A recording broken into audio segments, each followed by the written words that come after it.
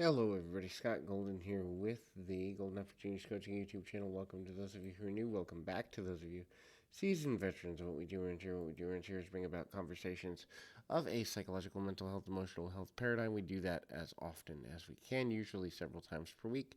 Um, and we have over 1,300 of these, so when we miss some days, more than enough content for you to listen to. We try to keep these around 5 to 15 minutes in length, usually closer to 5, just so you can get a little bit of boost and a new way of looking at things. If there's a comment or content you'd like to hear, please feel free to reach out in the comments section. We can make that happen for you.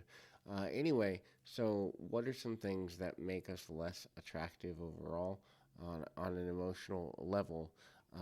And so, obviously, attraction is something that we're all, or most of us, are concerned about and connected to. The idea of being more attractive to a person can have a ripple effect. We feel more connected. We feel more important. We feel more supported. All sorts of interesting things. So, being able to deal with attraction related challenges can make a quality of life improvement pretty easy. In any event, if you're looking for dating coaching, marriage coaching, any point in between, we'd love to be of assistance to you in that way. Please feel free to reach out at PO Perception on Twitter and or in the About Me section of this YouTube page. Either one can get you in touch with me or a member of my team. We can make something happen from there. In any event, please feel free to reach out and we can make something happen. The first thing is distance, emotional distance. Obviously, people are looking for a certain level of connectivity, a certain level of commitment, a certain level of importance within that relationship. And so, if a person is distant, or if a person feels they have to chase the other individual into being committed, connected, and or valuable in that way, it can be extremely difficult to, continue that connection. When a person feels distance, they're going to wonder about themselves. They're going to wonder about whether they have done enough to keep the relationship going. They're going to be somewhat negative in their own general direction for a number of reasons, not limited to the fact that when a person is distant, there's a certain level and reason of connecting on a more emotional level, a difficulty with doing that. And that difficulty then leads to a number of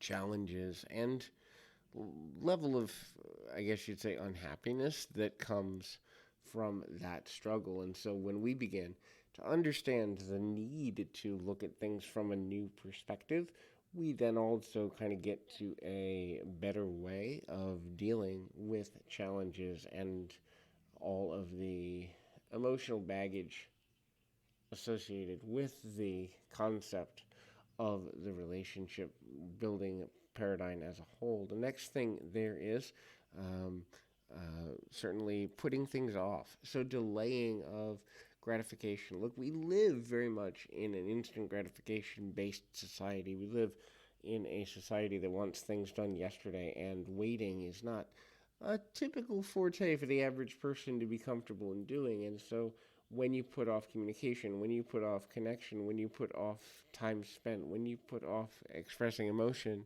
or anything else that's delayed, the chances of the person that you're interested in remaining as interested as they were prior tends to be,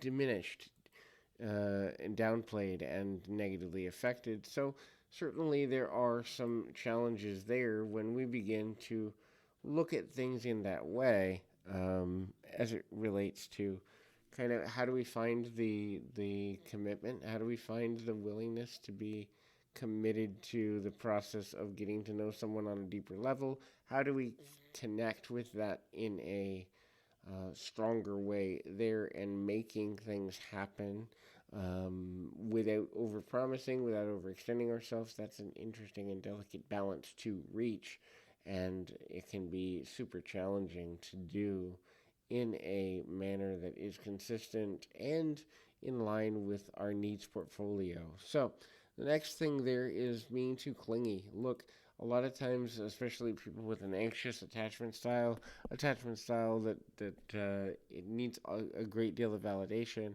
can actually change relationships in a negative way and chase people away from other relationships that they may have enjoyed previously.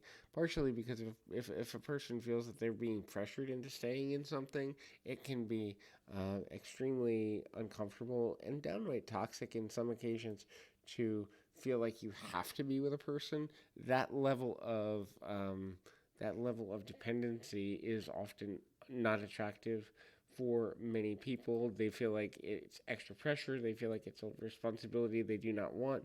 They feel like it's a time commitment or an emotional commitment they do not want. And so, clinging to another person for your own self value can actually hurt the development of relationships. Showing the right balance or a proper balance or some type of balance related to the connectivity between where we go in a building area, but also maintaining a level of commitment to independence is super important in relationship building. So hopefully this is helpful. Keep your feet on the ground, your mind in the moment. Till next time, everybody.